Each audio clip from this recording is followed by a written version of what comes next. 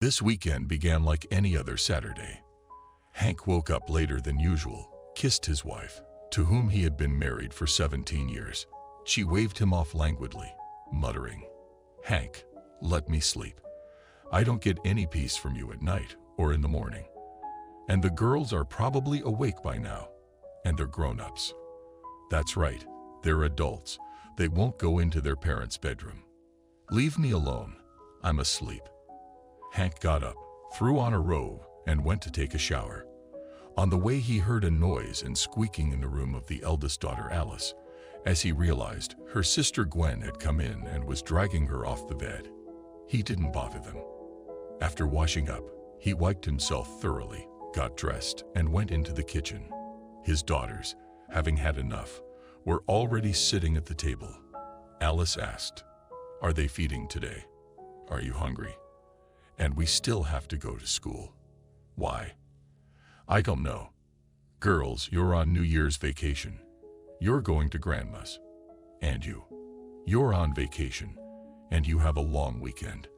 It's all Mom's decision. You could make your own breakfast. We could, but Mom won't let us. She thinks we'd ruin the pots and pans on the fire. And we'll burn everything, and it'll be a food transfer. She only knows how to make scrambled eggs. Do you want semolina porridge? Or like in England?" "What's in England?" "Oatmeal, sir. Or in this case, oatmeal, miss." "Daddy, we'll leave the oats for the horses. Make semolina, no lumps." "Done and done. Go on, wash your face and brush your teeth. The porridge will be ready in 15 minutes. Hank had finished his daughter's breakfast in no time. At that time, Judy came out of the bedroom and went into the bathroom. The daughters sat down at the table and ate breakfast. Soon Judy came in, washed and combed her hair. Hank looked at his wife dressed in his shirt. Even after all these years, just looking at her made men excited. Hank recognized that she was beautiful. Although every man has a different understanding of a woman's beauty, he loved her, but there was an insurmountable barrier between them. Judy took her place at the table and said to her daughters, "Finish your food and slowly get ready. Today Daddy will take you to my mom, your grandmother. You'll spend your vacation there. Mom, you promised we'd go to the ski center for a week. We've already prepared our ski suits, and we wanted to celebrate New Year's Eve together. Girls, in life we don't always get what we want, but we will definitely go to the ski center for spring break. Then there will be no snow. Or shall we go to Palmer? They say there, in the mountains, snow all year round." Finished. Go on, get ready. Hank did not like the annoying sending of the children to his mother-in-law, especially the deception with the trip, for which, frankly speaking, he was preparing himself. He could see some cooling in their relationship. His wife was beginning to pull away from the family somehow. It coincided with the arrival of Richard's new commercial director at her work, and Hank knew he'd met Judy at university, except she hadn't bothered to tell him about her new boss. That worried him, but he believed his wife would find the strength not to sink to the level of an affair with Richard. He even considered meeting him and talking to him, but he decided that doing so would only worsen his relationship with his wife. Nevertheless, he maximized his control over his wife. But as he learned, nothing had happened between them so far, except for some light flirting. His wife's decision today to exile the children to her parents meant that something was going to happen over the long New Year's weekend, and it would probably be announced to them. He was prepared for the conversation, and in order to comprehend what she would tell him, he kept a tape recorder at the ready at all times. When it all began, his tears dried up and his heart hardened. He saw his wife destroying their family. The most important thing to him today was to keep his daughters safe. Hank understood there would be a conversation today. Judy had to get rid of him somehow. Kira had already warned him about that. What Judy didn't know was this. Hank, before the conversation started, went into the bathroom, washed his hands, turned on the recorder and hid it in his breast pocket. Afterward, he returned to the kitchen and sat down at the table. Judy didn't say anything for a minute. Then she looked at Hank, smiled at him, But the smile disappeared immediately. Taking a very serious look, she announced, "Hank, there's something you and I need to discuss right away."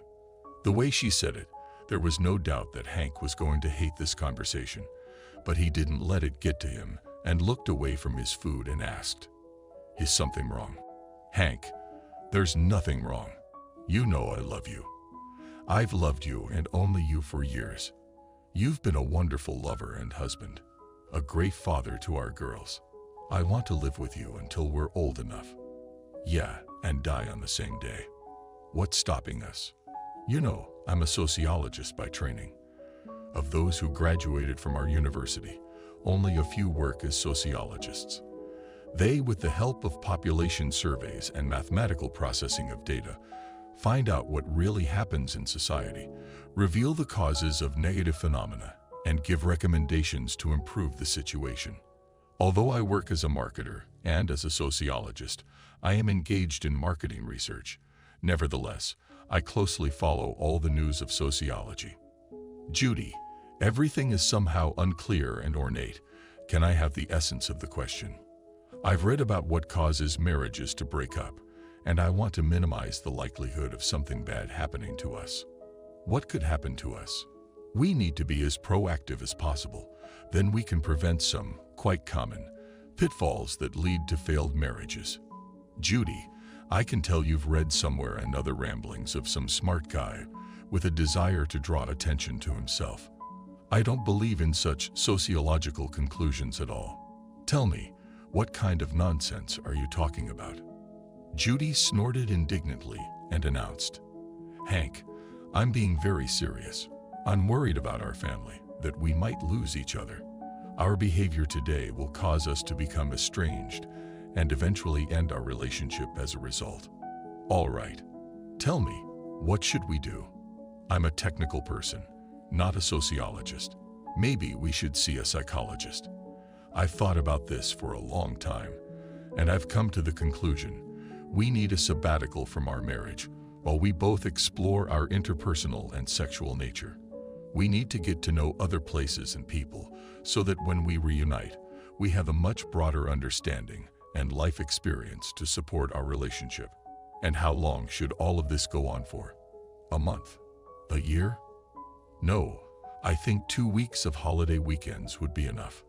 Is that why the kids are going to your mom's instead of a ski resort? We could send them to your parents' house. Only, I've already made arrangements with my mom. In other words, in order to spend a long weekend with your lover, you two sociology majors came up with this obvious nonsense to get my consent." Hank was completely stunned by Judy's approach. Her brazen suggestion had shocked him, though he wasn't really surprised, since he'd already guessed it. But her words hurt him. Judy, still not connecting with what Hank had answered, clarified, "I have no idea what kind of lover you're talking about. I know you don't like it, but you'll see that nothing will change between us. I'll make sure you'll be insanely happy when we're reunited. Yes, it's selfish of me, but I have a reason that justifies me. I want to live with you until I'm old. You don't understand that now, but once you do, you'll apologize to me. You don't know which lover I'm talking about. I'm talking about your new commercial director, Richard. You had a great love affair with him at university. Only when he got fed up with you, he dumped you. After that, you quickly switched to me. Now, not a word has been said to me that your former classmate became your commercial director. And you're wrong about everything else too. What am I wrong about? You're wrong to say nothing will change. Everything will change. No, in fact, things have already changed. What has changed? Your attitude towards me and our children has changed. Everything changes in our family today. Hank, I love you, and I don't know what you're fantasizing. I still love you. I don't know how you're gonna explain our divorce to your parents, how you'll explain it to Alice and Gwen.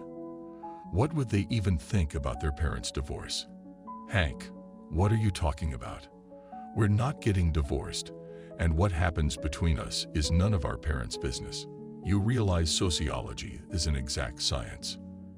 You don't have to make science fit a theory you and your lover made up. I can see that you're going to make it more complicated than it needs to be, so I'm going to postpone it. You take the girls, you come back, we sit down and work it out. Judy, we're not solving anything. I'm just leaving. But you can't do this to me. I can, and I will. I'm not going to do what you suggested. I think you'd do the same thing yourself.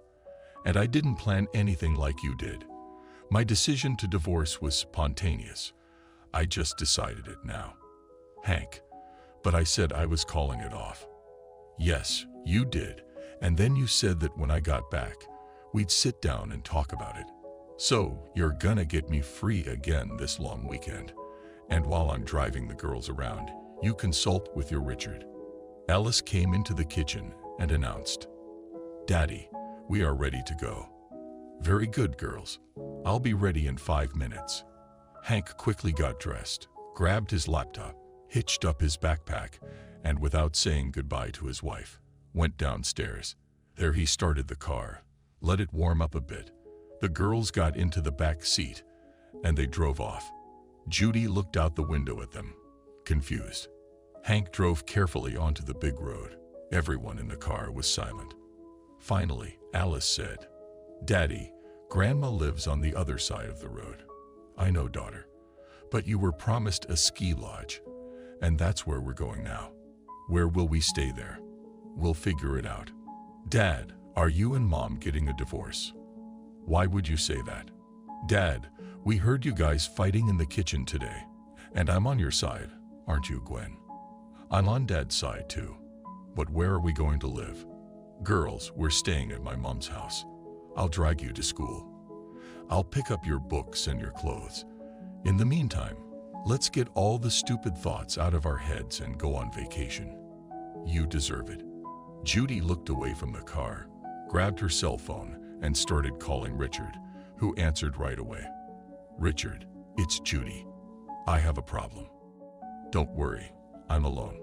"Has your wife left yet?" "She's on her way tonight. She just went to the store. She's probably on her way." "What's going on?" "He didn't act the way we thought he would. He didn't believe me." "Who are you talking about?" "My husband. I offered him, as we agreed, to break up for 2 weeks. And did he? Turns out he knows about you and our relationship at the university. He said he's getting a divorce." "That's bad. That's bad. It'll cause a huge scandal. It'll get out to the office gossips.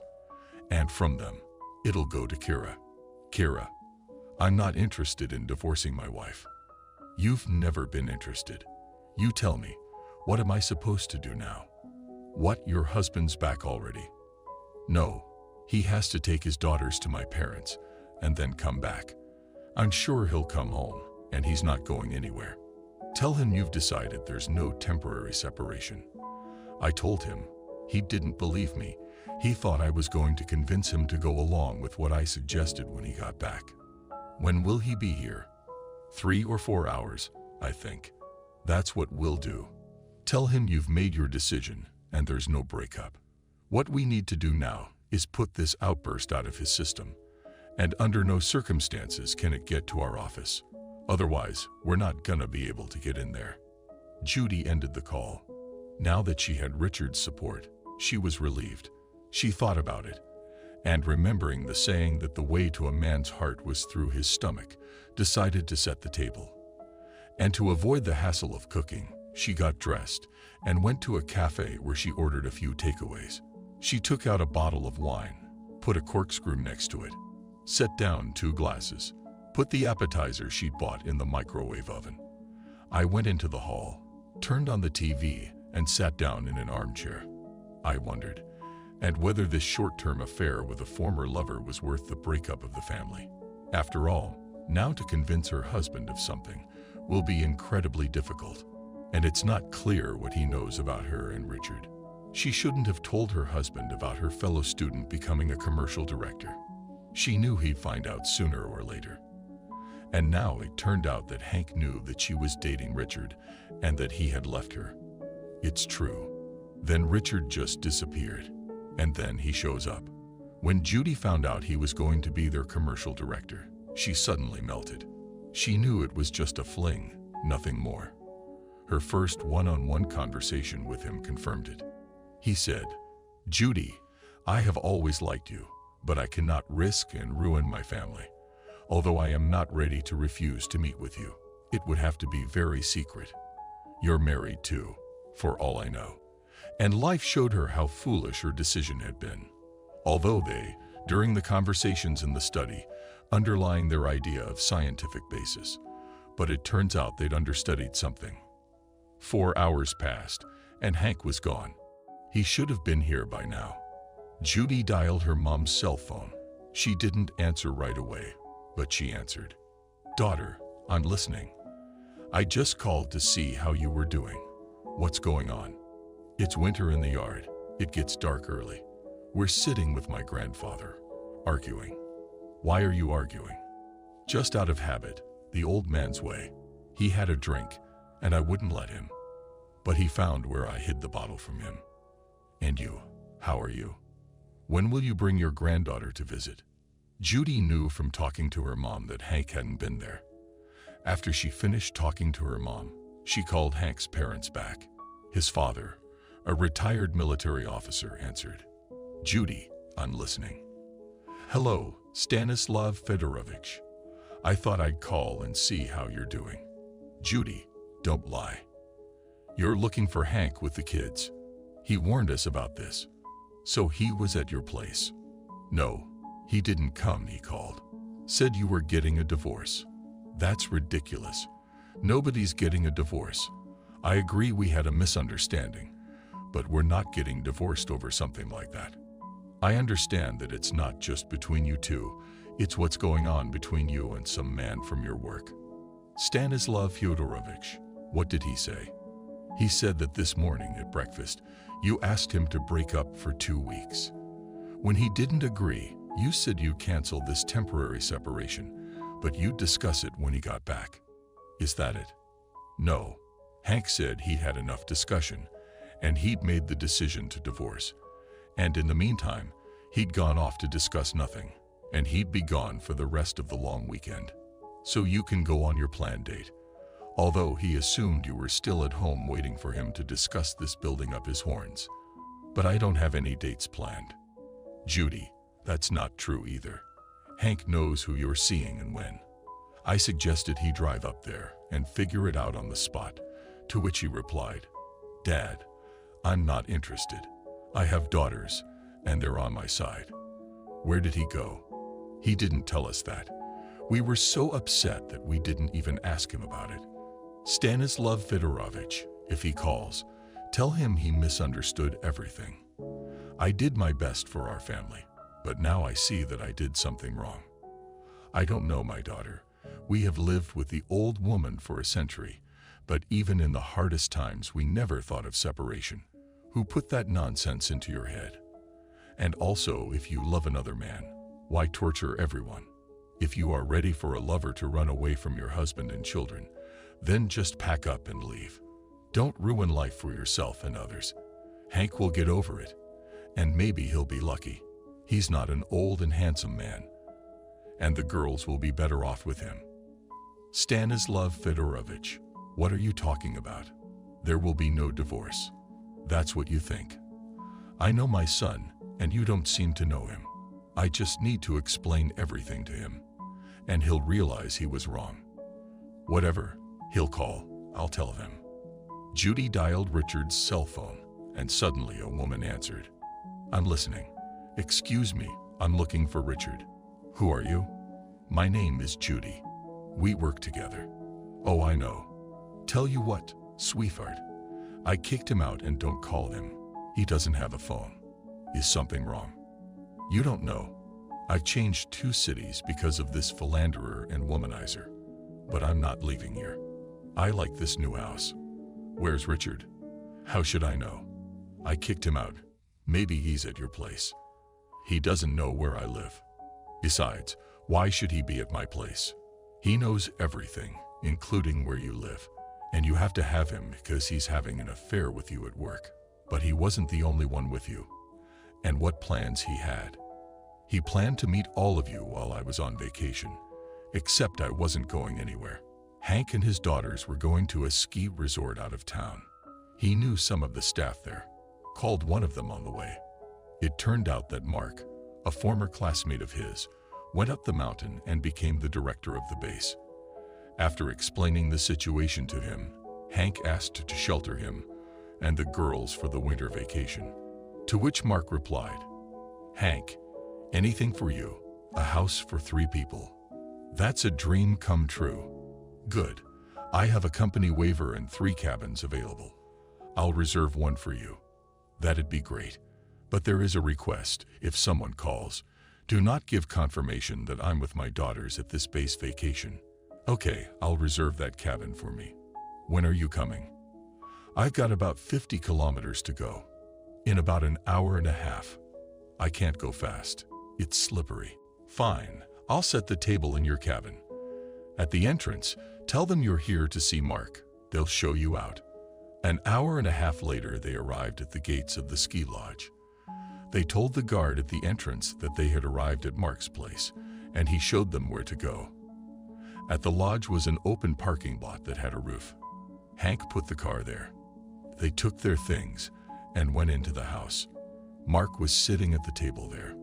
When he saw the guests entering, he exclaimed, "Come quickly, everything on the table is getting cold." "You're always in a hurry. Let my girls clean themselves up, wash their hands. Take a look around. 2 bedrooms upstairs and 1 here on the first floor."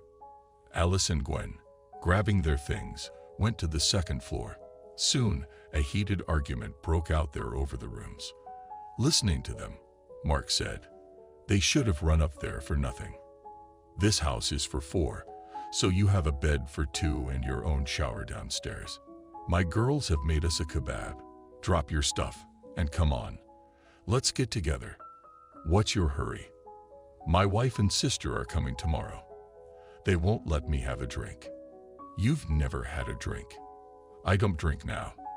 I could set up a table at the cafe, but I work here and I don't want my employees to see me drunk. Besides, I'm an athlete."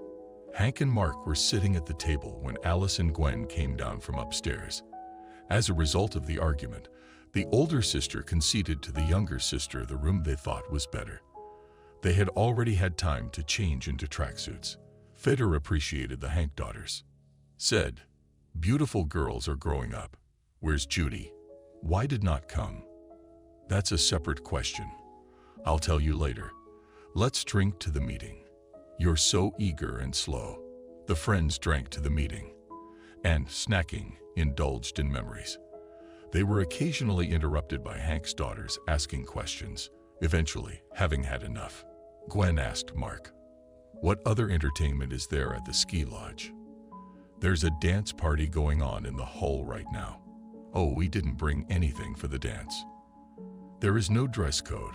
That is, no rules governing the form of dress. You can come too. I'll call my employee and he'll take you there." Mark called back, and 5 minutes later a young man came running in to pick up Alice and Gwen. After they left, Mark asked, "What's up with your wife? Decided to get a divorce. Why would you do that? Do you remember when I was dating her? There was a rumor that she already had a lover." "Yeah, there was talk, but nothing concrete. Well, this young man shows up in our town, and what's more, he becomes the commercial director of the company where Judy works. They began an emotional affair, which I didn't notice at first. But he has a wife, Kira, who has decided to divorce her husband. She was the one who informed me of what was in store for me. And then today it happened. She cheated. No, they've worked out that for the long weekend, we shouldn't vacation together, and it's supposedly to preserve our marriage into old age. I've always distrusted sociologists. Sociology is when people who don't understand anything about society do some research, and then force everyone to live by the laws they supposedly discovered, when, in fact, they just made them up. You're right about that. They made them up for me. What did you decide?" When I talked to her, I realized that further life will be simply impossible and decided to divorce. "So what now?" "Nothing. I'm just gonna figure out how to do it. I'll tell you what, a company is coming here tomorrow. They're lawyers. They have an office in the center. I'll ask them to help you. Now, come on, pour a drink." Alice and Gwen came home from the dance at 11 o'clock at night. A member of the ski center staff was very attentive to the director's errand and escorted them to the lodge. Hank organized a late dinner for the girls. They shared a snack together and went to their rooms. Hank sat on his bed, barely holding back tears. Today had been a very difficult day for him. He couldn't forget everything Judy had done. Turning on the tape recorder, he listened to the recording and decided that in the current situation, he had made the only right decision. Judy never waited for her husband, and she didn't know where he might have gone with her daughters. But she remembered that he had said that promises should be kept, and they had promised them a trip to the ski lodge. So that's where he went, and they probably had reservations made in advance. She turned on the computer on which Hank usually worked, and after much searching, found nothing. No ski lodges in the area he had researched or discovered. In the morning, Hank opened his eyes when there was a knock on his door. He answered it. "Come in." And his daughters flew into his room, squeaky and noisy, with a proposal.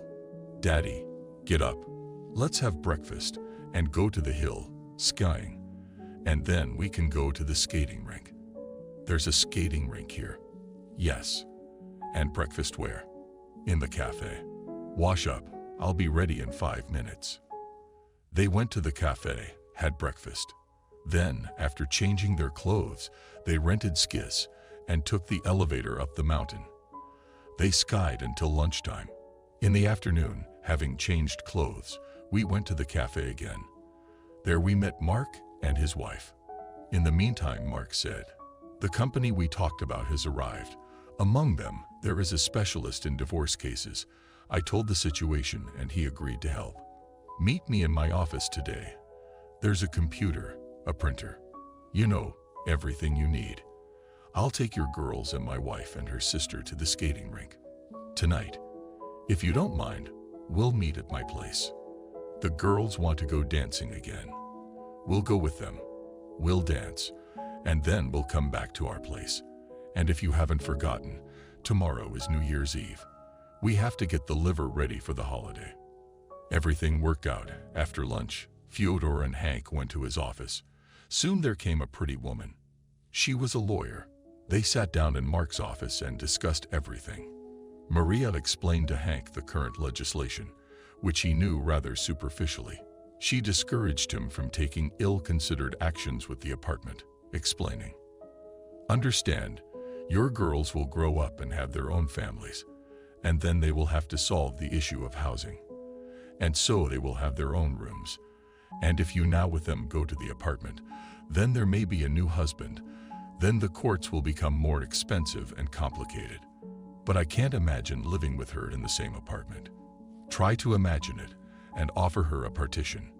And first, explain to your wife that you are filing a petition for dissolution of marriage in court. And when will the application be ready?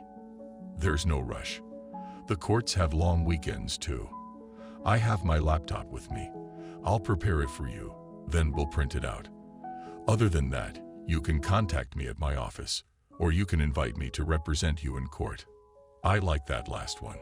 Hank and his daughters welcomed the new year with Mark, his wife, her sister in the big hall of the ski lodge. They were joined by a company of lawyers. In addition, there were many other vacationers there. Music, fun, dancing. It was getting late in the morning, but Hank took his daughters to the cabin early. They were tired and pecking their noses. They wanted to sleep. Hank returned to the company, and after the main hall was finished, they gathered in his cabin. They sat around the fireplace and then went to their cabins. The rest went on as planned. Skiing, skating, dancing in the evenings. At the end of the day, Mark asked a question. "Hank, how are you feeling?" "You know, apart from the fun of the day, there were nights during which I cried all my tears. Today, I'm more ready for a confrontation than ever." The day came when Hank and the girls packed up for the return trip. He had a talk with them beforehand. explained that they shouldn't lose their apartment. They stopped by the mall, got groceries. They got home when it got dark. Alice and Gwen immediately hid in their rooms and started moving things from Gwen's room to Alice's room. Just then Judy appeared and asked, "What are you guys up to?" "Gwen's room is going to be Dad's room now, and Gwen and I will share a room." "But why?" "That's what Hank said." "That's a rhetorical question." "What do you mean, rhetorical?" "It means this and that. You, as an expert sociologist of murky theories, know better. Just in case, I warn you, I will not tolerate any of your lovers in the house. You can hang out wherever you want. Just so you know, I'm filing for divorce." When the moving of things and furniture was finished, the girls began to get ready for school. Hank walked into the kitchen and began preparing dinner and breakfast for the morning. Judy came in next and struck up a conversation. "Hank, what's wrong with you? Why did the man I love to disappear? Have you stopped fighting for me?" "Fight? You're crazy. My heart has been destroyed by you, by what you planned. I hope everything worked out, and you had a great weekend with your Richard. Or did he throw you out again? And family life is not about fighting. It's about mutual respect and trust, not about planning temporary separations." "Hank, you're wrong again. I said I was canceling the temporary separation and offered to discuss it. And I decided I'd had enough of empty discussions and walked away. I don't trust you. Now, out of the way, I have kids to feed. But I have something to feed them. And I don't." No matter how Judy tried, Hank no longer responded to her. She walked into the girls' room. Alice sighed and said, "We should ask Daddy to put a lock on it." "Alice, Gwen, don't you want to see me?" "You guessed it. You know, I haven't missed you.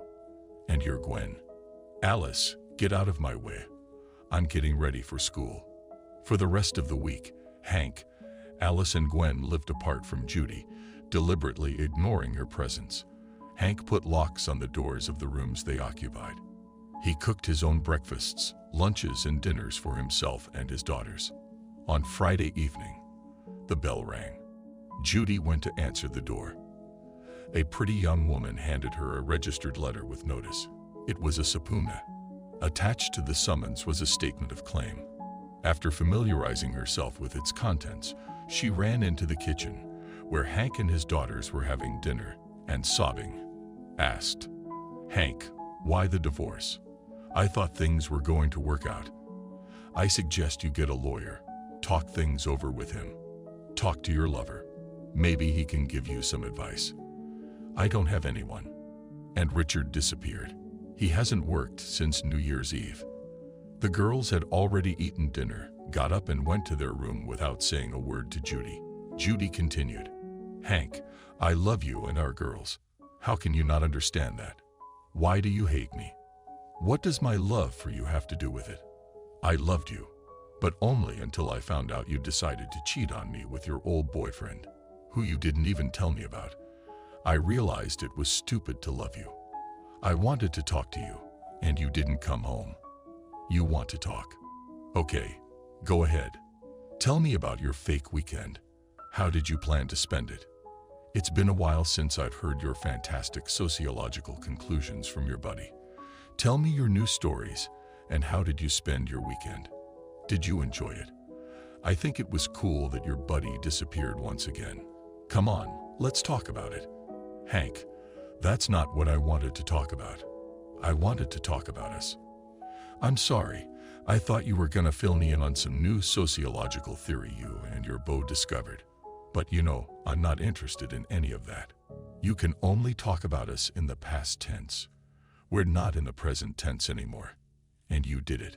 Hank finished dinner and gathered the dishes into the sink. Hearing the clatter of cups, Alice came in and said, "Daddy, it's my turn to do the dishes today. I just put them in the sink. Did you do your homework?" "Of course I did my homework right after I got home from school. And Gwen did it. You know what? Why don't you go up to your room and clean it up? I'll do the dishes and then I'll iron your clothes. They're already dry." Judy, seeing that she was completely ignored in the conversation, and did not want to talk to her, cried, and went to her room. Hank quickly washed the dishes, turned out the light, and went to his room, where the laundry that he had washed during those days was piled up and needed to be ironed. Before going to bed, Hank went into the kitchen. There, in the darkness, sat Judy. Seeing him, she said, "Hank, none of what happened was planned. It just happened. I was seeing Richard at university, and then he suddenly disappeared. No, I wasn't teased about it. Few people knew we were dating and few people knew he'd dumped me. Suddenly, he showed up at our place of business. We began to socialize as part of our work activities, and one day, he invited me to lunch. At first it was just lunch, nothing more. Then something changed, but he told me right away that no questionable meetings. Everything had to be elaborate and preclude our dates being discovered by our spouses. I agreed as I realized this was an affair with no follow-through. This temporary separation was supposed to be our first date, and that's why you made up this nonsense you decided to put on my ears. I didn't realize how it had gotten this far, and I agreed to Richard's proposal. Judy, can't you see he was just playing you?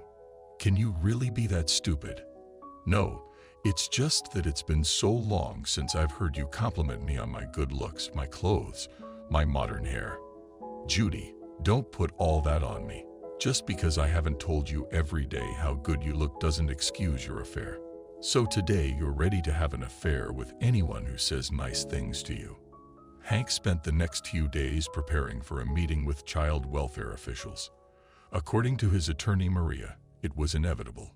Their opinion for the court was, in fact, decisive, although the opinion of the children was also taken into account. Hank had a lot to do in a short period of time, and at night when he was alone, he could not sleep for a long time, thinking on the theme of love and betrayal, sorting out his feelings. The most important person in his life had betrayed him, and now he felt anger and pain. All he wanted today was a divorce, which was out of the question. He already knew for sure that he could no longer trust Judy. This marriage of his was going down in history.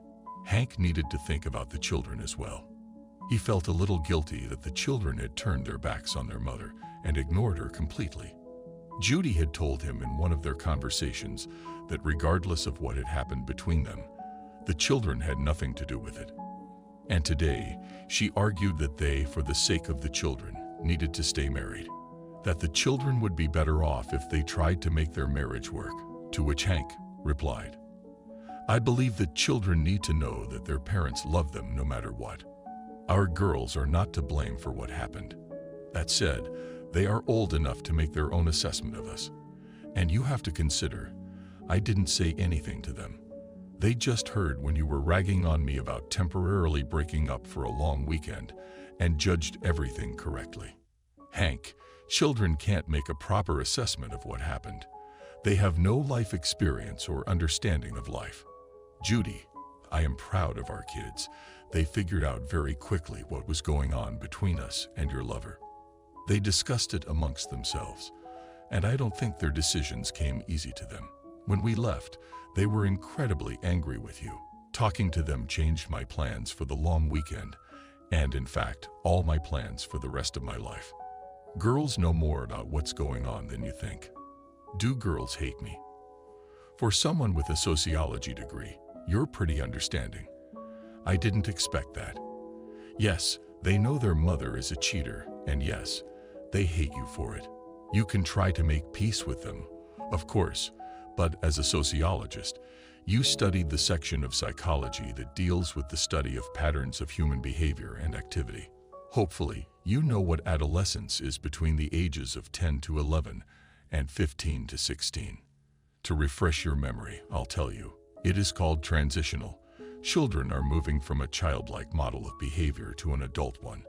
They are experiencing serious physiological changes. How you'll be able to approach them, I don't know. All the time before they met in court turned into pleading and entreaties. Finally, they met in the courtroom. The session was preliminary. They were given a period of time to reconcile. When it was over, Hank suggested that Judy enter into a divorce child custody agreement. At his suggestion, the girls would remain with him in his custody. Judy, after listening to everything that was said, stated, "I will not sign any agreement. Then I'll have to take it to court. Bring it up. The court will listen to me, invite the girls and hear what they have to say and make a decision. You realize it won't be in your favor. You don't know that. The court's decision can be appealed. Well, good luck. Hank, I realize I've been a fool. I know what I was trying to do was wrong. But please understand, I love you, and I will never have Richard in my life again. You've decided to replace him with another man. Well, that's your own business. It's your life. Look, don't hang on to your words. You're a sociologist. You're a sociologist. Now, if you'll excuse me, I'm a little busy. If you decide to sign the agreement, it must be done in front of a notary." Hank's lawyer, who was present during the conversation, said, "Hank Stanislavovich, as a general rule, an agreement to determine the residence of children does not require mandatory notarization. This is how it differs from the alimony agreement, which has the force of a writ of execution. Although yes, it is recommended to draw up and notarize this document." "Thank you. But she doesn't want to sign anything and I don't need to. It's just that she won't get anything as a result." The court's deadline for the parties to reconcile had passed. Judy made desperate attempts to reconcile with her daughters, but she failed. The daughters, after school, started computer science at school. They returned home with their father. After a light snack, often in their father's room, they sat down to do their homework. At this time, Hank prepared dinner and breakfast for the morning. On one such day, the child welfare authorities came to visit them. They talked to the girls, looked at their room, drew up a report. They arrived at the court hearing on time. Hank with the girls clarified some questions with the lawyer. Judy went into the hall, sat down in her seat. She did not have a lawyer, but she had consulted in counseling and divorced friends, and clearly understood the marriage she could not save. During the trial, she answered the court's questions with a simple yes or no, without elaborating. At the end of the trial, Judy announced that she was giving up her share of the apartment in favor of her daughters and handed over the deed of gift through the judge. Said she had already checked out and had removed some of her personal belongings from her room. What was left, she would take away within a week. Asked for a recess in court so she could sign the children's agreement proposed by Hank. After the recess, she additionally stated, "I am willing to voluntarily pay child support to Hank because I understand that the court's decision will not be in my favor." To which Hank responded, "So that there is no doubt where the money I received as child support went, I suggest that the defendant open a separate account for each of her daughters and transfer the money there. I think when they grow up, they will need that money." The judge heard the parties and answered, "Alimony and the division of the apartment were not claimed in the statement of claim, and the court will not consider it. As for the child support agreement and the divorce itself, these issues will be decided." The court withdrew for decision. Soon Hank and Judy walked out of the courthouse divorced. The girls, who had been removed from the room after their court hearing, were sitting on a bench near the bus stop eating ice cream. Seeing this, Hank turned to them. "Girls, what are you doing?" "We're eating ice cream. It's freezing outside. Couldn't you wait till you got home?" "We took it home too. And we know that ice cream in winter is not harmful to health and can even cure your throat. But it's a paradox." "No, Dad, the paradox is that ice cream makes it easier to catch a cold in the summer. Ice cream doesn't melt and flow as fast as it does in the summer." "Okay, what did the court decide?" "The court divorced us. You're staying with me. Mom will open a bank account for you and pay you child support voluntarily. But you'll be able to use that money when you turn 19. "Why 19 years old?" "Because that's what we decided." Judy did vacate the apartment as promised. She moved in with her parents, where she needed to take care of her sick mother. With Hank's consent, once a week she took her daughters there, though Alice and Gwen were reluctant to go. And once a week, Judy took the time to visit her daughters at their place of residence. Epilogue. Hank had been alone for a long time. On New Year's Eve, he and his grown-up girls were again on vacation at the ski resort, practically in the same company as Mark's wife's sister, Katja. They began to meet, but Hank was in no hurry to make a proposal. For him, the main thing in life were his daughters, who still had to be brought up and taught. Katja had no children, but she got along very well with Alice and Gwen, although there was some jealousy on the part of the girls. Hank treated Judy well, allowed her to visit her daughters, and kept in touch with her, but they were no longer husband-wife or friends. Alice grew up without causing difficulties for Hank, who surrounded the girls with fatherly love and care. The arrival of Katja in their lives only brought their family closer together. Judy had a difficult year. Her parents died almost one after the other. Hank helped her with the funeral, but her grief did not bring them closer together. Judy lived alone for a long time, socializing only with her daughters. Then she started dating a lonely man who lived in a neighboring house. He was a widower. The missing Richard never showed up in town. No one knew where he had gone, and neither did his wife, Kira, who had married immediately after the divorce.